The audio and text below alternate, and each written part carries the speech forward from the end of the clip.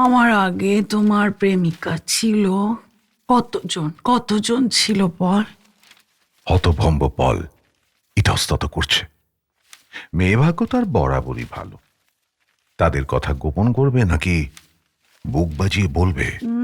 বলো না, বলো না গো, বলবে না? অনেকজন ছিল তোমার আরে না না, কয়েকজন। কতজন? জানি না, এরকম কি সব মনে থাকে? গুনে বলতে পারবে না কতজন? আরে না। বুঝেছি, বুঝেছি, তোমার অনেক প্রেমিকা ছিল। কতজন? কতজন তবু বলো।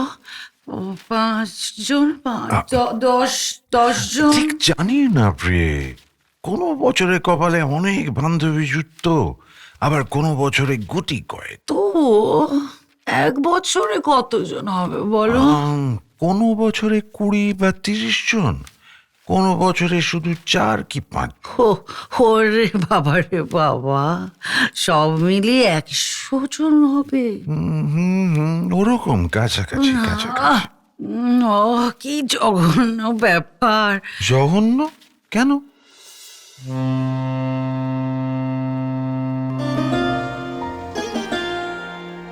মনের বন্দরে দাঁড়িয়ে নোয়ার গল্প জাহাজ এখন শুধু গল্পের সাগরে পাড়ি দেওয়ার অপেক্ষা। এই ছাড়ল গল্প জাহাজ। উঠে পড়ুন শিগগিরই। রকমারি গল্পের 7 সমুদ্র পেরিয়ে চলুন আমরা যাই অনন্য এক আনন্দ সাগরে। নোয়ার গল্প জাহাজ। এখন শুনবেন গীত মোপাসা অবলম্বনে গল্প পাঁক, পাঠ সুদীপ মুখোপাধ্যায় ও রাজন্যা মিত্র। নক্ষত্র লোকের নিচে তারা দুজনকে গভীরভাবে প্রেম নিবেদন করত। পবিত্র প্রেম। শরীরের চাহিদায় সেই প্রেম কলুষিত নয়।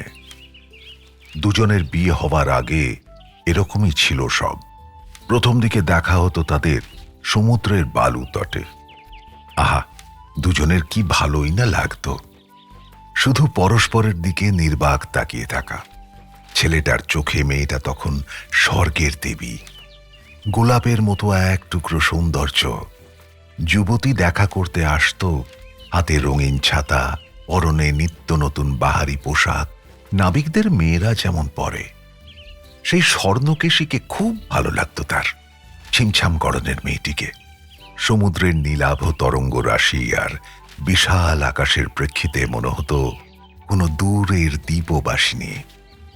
যুবতীও ভালোবেসেছিল যুবককে, কারণ এক মুহূর্ত সেই পাগল প্রেমিক তার প্রেমিকাকে চোখের আড়াল করতে চাইত না। কারণ যুবক ছিল প্রকৃত সুপুরুষ এবং তার পকেটে থাকত টাকা। অতি সুভদ্র এবং মৃদুভাষী সে। কত গভীর আবেগে যুবক তার প্রেমিকাকে জানাতো হৃদয়ের নিবিড় ভালোবাসা। এরকম একজনকে যে কোনো মেয়ের পক্ষেই তো অনুরাগ জানানো স্বাভাবিক। 3 মাস ধরে চলল তাদের প্রেম পর্ব। ঘুমের মধ্যেও তারা দুজনে স্বপ্ন দেখে দুজনের। যখন জেগে থাকে শুধুই দুজনে দুজনের কথা ভাবে। এই পৃথিবীতে যেন আর কেউ নেই তাদের, শুধুমাত্র দুজনে আছে দুজনেরই জন্য। আত্মিকভাবে, শারীরিকভাবে একে অপরের প্রতি নিবেদিত প্রাণ। বিয়ে হলো তাদের। বিয়ের পরও দুজনের ভালোবাসা অটুট। পৃথিবীতে আর পরম বস্তু কি আছে দুজনে দুজনকে প্রাণ ভরে ভালোবাসা ছাড়া? ক্রমে হৃদয়ের ভালোবাসা যেন ক্রমশ বাঁক নিল শরীরের কামনার দিকে। সারাদিন একঘেয়ে প্রাত্যহিকতায় কোনো রকমে কাটে। তারপর রাত নিবিড় হলে দুটি শরীরও নিবিড় হয় বিছানায়। কামনার বশে, লালসার তাগিদে দুজনে দুজনের শরীরকেই আবিষ্কার করতে চায়। বিছানায় বহুক্ষণ ধরে চলে হাঙরের লুটোপুটি। তারপর একদিন ক্লান্তির অনুপ্রবেশ তাদের দাম্পত্যে। কেউই স্বীকার করে না, মুখ ফুটে বলতে অস্বস্তি হয়। শুধু তারা দুজনেই অনুভব করে মৃদু একঘেয়েমির বোধ। ভালোবেসে নিঃশেষিত দুজনেই। সব জানা হয়ে গেছে দুজনের। কারোর প্রতি কারোর আর বিস্ময় বোধ নেই।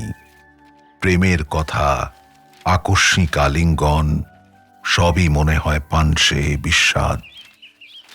তবুও তো ভালোবাসাকে নতুন করে আবিষ্কার করার চেষ্টার অন্ত নেই। মাঝে মাঝে জোর করে তারা আনন্দ পেতে চায় একে অপরের শরীরকে ছুঁয়ে, কিন্তু সেই আনন্দ থেকে তারা যেন বঞ্চিত এখন। এতদিন বিবাহিত জীবন যাপনের পর আনন্দের জায়গায় তারা অনুভব করে মিলনে ক্লান্তি, অর্থহীন পরিশ্রমের হতাশা। কিন্তু হতাশ হলে চলবে না। মধুর নিশীথে চাঁদের আলোয় দুজনে পাশাপাশি হাঁটে। পায়ের নিচে শুকনো পাতার মর্মর, স্ত্রীর মাথা এলানো স্বামীর কাঁধে, দূরে দৃশ্যমান কুয়াশায় ঢাকা পাহাড় চূড়া ঠিক যেন প্রকৃতির নিজের হাতে রচিত কবিতা। দূর থেকে ভেসে আসে উৎসবের কলরোল। কিন্তু তবুও জীবন কেমন যেন একঘেয়ে, বর্ণহীন মনে হয়। একদিন সকালে হেনরিয়েটা বলল পলকে, একটা রেস্টুরেন্টে খেতে নিয়ে যাবে আমাকে? কেন নিয়ে যাব না? নিশ্চয়ই যাব প্রিয়ে। খুব দামি কোনো রেস্টুরেন্টে নিয়ে যাবে? অবশ্যই। পল স্ত্রীর দিকে তাকালো সপ্রশ্ন দৃষ্টিতে। সে বুঝেছে যে হেনরিয়েটার মনে কোনো কথা ঘুরপাক খাচ্ছে যা সে এখনো বলেনি। স্ত্রী বলল, জানো, এমন একটা খাবার জায়গায় যেতে চাইছি। না মানে কিভাবে বোঝাই ব্যাপারটা। ঝাঁ চকচকে একটা খাবারের জায়গা, যেখানে দেখা হবে, খাওয়া দাওয়া হবে। সেসব লোকেরা আগে থেকেই ঠিক করে আসে। মানে বোঝাতে পেরেছি? পল মৃদু হাসল। হ্যাঁ, বুঝেছি। একটা বিশাল ক্যাফেতে নিজেদের জন্য বুক করা একটা ঘর, এই তো? ঠিক এটাই, বিশাল একটা ক্যাফে, যেখানে তুমি পরিচিত, যেখানে আগেও তুমি লাঞ্চ বা ডিনার করেছো। মানে বলতে চাইছি, মানে না না বলবো না, সাহস পাচ্ছি না বলতে। বলে ফেলো ডার্লিং, আমার কাছে বলছো, বাইরের কাউকে তো নয়। আমাদের সবকিছু খোলামেলা, তোমারও লুকোবার মতো কিছু নেই, আমারও তাই। না না গো, ভয় পাচ্ছি। আবার ওরকম করে, ওরকম বোকা বোকা আচরণ করছো কেন? কি বলতে চাও বলো। বেশ, তাহলে বলি। বলো। আমার স্বাদ হয় ক্যাফেতে, সেই ঘরটাতে তুমি তুমি ভুলে যাবে যে আমাদের বিয়ে হয়েছে। ভুলে যাবে আমি তোমার বউ। ওয়েটাররা জানবে আমরা প্রেমিক প্রেমিকা। ফুর্তি করতে এসছি ঘর ভাড়া নিয়ে। এই 1 ঘন্টা মাত্র, 1 ঘন্টার জন্য তুমি আমাকে ভেবে নেবে প্রেমিকা। আমিও তাই ভাবব। আমি চাই পাপ করতে, ঠকাতে তোমাকে, প্রতারণার খেলা খেলতে তোমার সঙ্গে। খুব খারাপ লাগছে শুনতে, কিন্তু আমি এটাই চাই, এটাই চাই। ছলা কলা দিয়ে তোমাকে ভোলাতে। আরে হাসছো কেন? লজ্জা পাচ্ছি আমি। ধরে নিতে হবে তোমাকে যে ক্যাফেতে নিরিবিলি একটা ঘরে খেতে এসেছি আমরা। তারপর গোপনে আলাদা ঘর বুক করে, ওই প্রেমিক প্রেমিকারা যেমন করে আর কি, ঘর অন্ধকার করে। ওভাবে তাকিও না, আমার এই সমস্ত বোকা বোকা কথা শুনে তো লজ্জা পাচ্ছি আমি। ও গো। পল হেসেই যাচ্ছিল, খুব মজা পেয়েছে। বলল, ঠিক আছে, আজ সন্ধ্যেতেই একটা দারুণ জায়গায় আমরা অভিসারে যাব। এমন জায়গা যেখানে সবাই আমাকে চেনে। সেদিন সন্ধ্যে 7টার সময় তারা গিয়ে হাজির হলো ঝাঁ চকচকে দারুণ এক ক্যাফেতে। আগে থেকে সংরক্ষণ করে রাখা নির্দিষ্ট ঘরটিতে ঢুকলো তারা। মাঝারি সাইজের ঘর, চমৎকারভাবে সাজানো। গদি আঁটা 4টে হাতল চেয়ার, একটা পেল্লায় সোফা, ওপরের ঢাকনাটা লাল ভেলভেটের। জমকালো পোশাকে ম্যানেজার এলেন, সহাস্যে বাড়িয়ে দিলেন মেনু কার্ড। সেটা পল স্ত্রীর দিকে এগিয়ে দিল। কি খাবার নেবে? বুঝতে পারছি না। মেনু কার্ডে একবার চোখ বুলিয়ে বলল হেনরিয়েটা। ভালো ডিশ কি পাওয়া যাবে? পলকেই তখন দায়িত্ব নিতে হলো। মেনু কার্ড কিছুক্ষণ পড়ে সে অর্ডার দিল চিকেন স্যুপ, খরগোশের মাংসের স্যান্ডউইচ, আমেরিকান স্টাইলে হাঁসের মাংস ভাজা, ভেজিটেবল স্যালাড আর ডেজার্ট। দুজনের জন্য শ্যাম্পেনও দিন। ম্যানেজার হেসে ঘাড় নাড়লেন, পলের সঙ্গিনীর দিকে তাকালেন। জবরদস্ত সেজেছে মেয়েটা। ম্যানেজারের চোখেও মুগ্ধতা। বিড়বিড় করে তিনি জানতে চাইলেন, মসিয়ে পল, কিরকম শ্যাম্পেন দেব, হালকা না কড়া? কড়া, খুব কড়া। হেনরিয়েটা খুশি হলো। পল ঠিক জায়গাতেই এনেছে। এখানকার ম্যানেজার পলকে চেনে। নরম সোফাতে তারা ঘেঁষাঘেঁষি হয়ে বসল। 10টা বাতি জ্বালিয়ে আলোকিত করা হয়েছে ঘরটাকে। দেওয়ালের একপাশে লম্বাটে আয়না, সেই আয়নাতে বাতির প্রতিফলন। আয়নার ভেতরে যেন অজস্র মাকড়সার জাল। কিরকম একটা গা ছমছমে ভাব। পেগের পর পেগ কড়া শ্যাম্পেন শেষ করে যাচ্ছে হেনরিয়েটা। নিজের ভেতরের কামনা বাসনাকে যেন জাগিয়ে তুলতে চাইছে।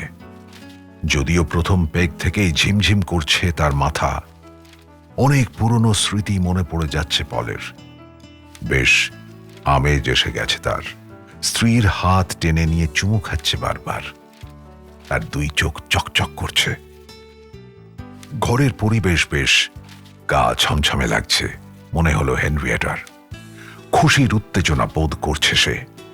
আবার এটাও মনে হচ্ছে সবকিছু তাদের দুজনের বানানো। দুজন গোমড়ামুখ ওয়েটার পেগে মদ ঢেলে দিয়ে যাচ্ছে, ট্রেতে খাবার দিয়ে যাচ্ছে। দুজনের কারোর মুখে কথা নেই।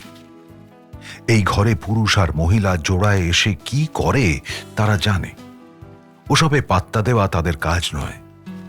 তারা মদ কিংবা খাবার জোগাতে তখনই ঘরে ঢোকে যখন সত্যিই দরকার। এরকম আসা যাওয়ার মাঝে চকিতে কিছু বিসদৃশ্য দৃশ্য তাদের যে চোখে পড়ে যায় না তা নয়, কিন্তু সেসব গ্রাহ্য না করে তারা দুজনে টুক করে বেরিয়ে যায়, ধীরে, মেঝেতে পায়ের শব্দ না তুলে। ডিনারের মাঝামাঝি এসেই হেনরিয়েটা পুরো মাতাল হয়ে গেল। পলও খুব স্বাভাবিক নেই। মনের চাপল্যে সে হঠাৎ হেনরিয়েটা জানুতে জোরে চাপ দিল। আবল তাবল বকছে হেনরিয়েটা, বকেই চলেছে। গাল দুটো আরক্তিম, চোখ দুটো অস্বাভাবিক রকম চকচকে লাগছে, মাথা দোলাচ্ছে মাতালের মতো। এবার বলো পল, স্বীকার করো সব। করবে না? আমি সব জানতে চাই পল। কি বলতে চাইছো না? না, মুখ ফুটে বলতে পারছি না। কিন্তু তুমি তো সব কিছু সব সময়। আমার আগে তোমার প্রেমিকা ছিল। কতজন ছিল পল? হতভম্ব পল ইতস্তত করছে। মেয়ে ভাগ্য তার বরাবরই ভালো। তাদের কথা গোপন করবে নাকি বুক বাজিয়ে বলবে? না, বলো না গো, বলবে না।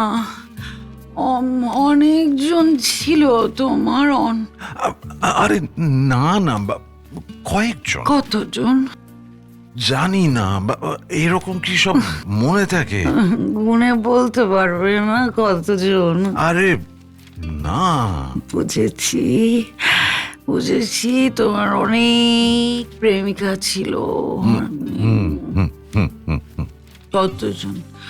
কতজন তবু বলো। 5 জন, 10 জন? ঠিক জানি না প্রিয়ে। কোনো বছরে কপালে অনেক বান্ধবী জুটত, আবার কোনো বছরে গুটি কয়। তো 1 বছরে কতজন হবে বলো? কোনো বছরে 20 বা 30 জন, কোনো বছরে শুধু 4 কি 5। ওরে বাবা রে বাবা, সব মিলিয়ে 100 জন হবে। ওরকম কাছাকাছি কাছাকাছি। কি জঘন্য ব্যাপার। জঘন্য কেন? খুবই জঘন্য। কারণ অতজন ন্যাংটা মেয়ের কথা যদি কেউ ভাবে, আর তাদের প্রত্যেকের সঙ্গে সেই একই ব্যাপার, ভাবতে পারছি না সমস্ত ব্যাপারটা কি যে নোংরা। জঘন্য বাবার কি আছে? বাড়াবাড়ি করছে হেনরিয়েটা। বোকার মতো বকছে।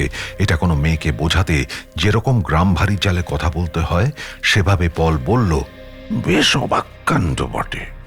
100 জন বান্ধবীর সঙ্গে মেশার ব্যাপারটা যদি অতই জঘন্য হয়, তাহলে একজনের সঙ্গে সবকিছু হওয়াটাও একই রকম জঘন্য। না না না, আদৌ তা নয়। কেন নয়? কারণ একজন মেয়ের সঙ্গে ঘনিষ্ঠ হওয়ার মধ্যে বেশ বেশ একটা বাহাদুরি আছে। বাহাদুরি?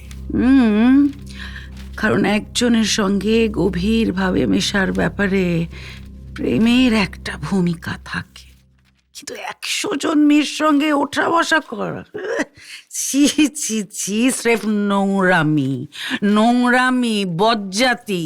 সব মেয়েগুলোই রাস্তার মেয়ে, পাত্রসভ্য নয়। আমি তো বুঝতেই পারছি না একজন পুরুষ এতজন খারাপ মেয়ের সঙ্গে কিভাবে মেলামেশা করে।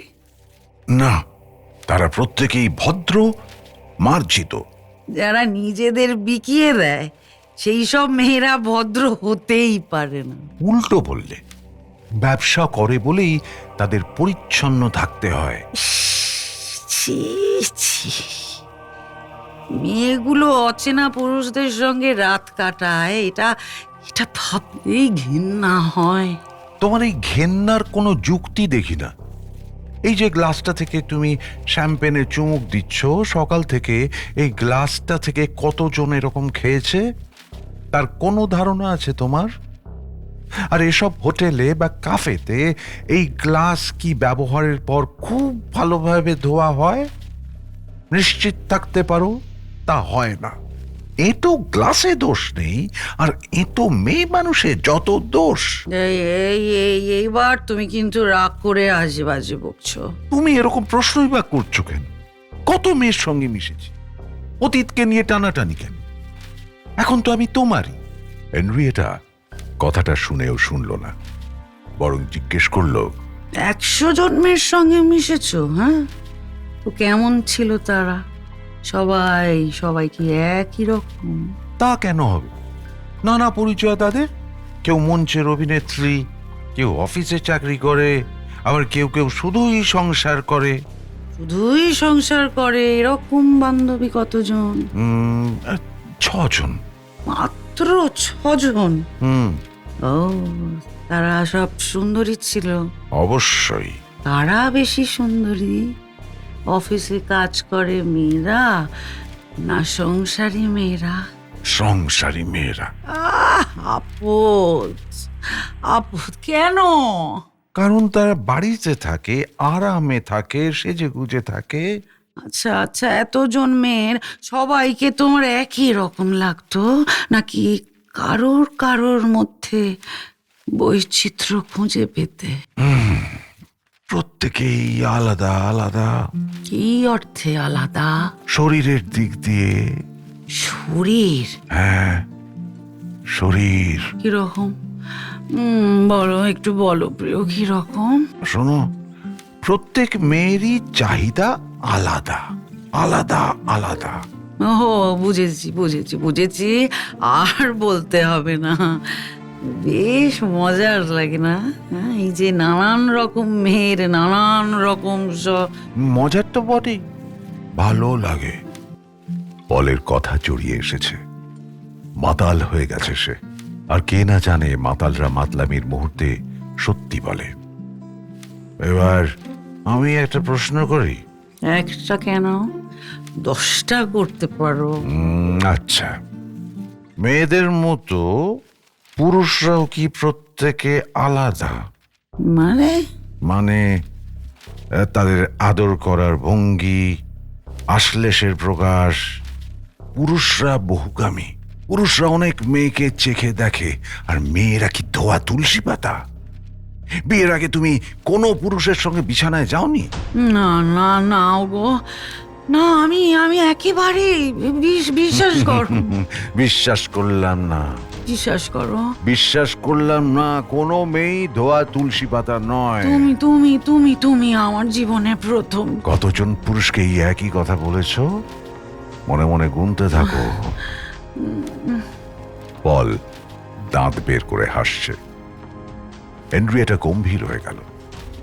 হাতে শ্যাম্পেনের গ্লাস, পুরনো গ্লাস। এক চুমুকে মেরে দিল সেই শ্যাম্পেন। তারপর গ্লাসটা টেবিলে রেখে আরো ঘেঁষে এলো স্বামীর কাছে। প্রবল আবেগে আলিঙ্গন করল পলকে, ফিসফিস করে বলল, ঠিকই বলেছ, অতীত নিয়ে যত ঘাঁটবো ততই ময়লা বেরিয়ে আসবে। তার থেকে বর্তমানে ভালোবাসি, খুব খুব ভালোবাসি আমি তোমাকে, খুব। একজন ওয়েটার ঢুকছিল। দুজনকে আলিঙ্গনাবদ্ধ অবস্থায় দেখে জিভ কাটল, দরজা দুটো ধীরে বন্ধ করে দিল। 5 মিনিট কেউ ঢুকল না।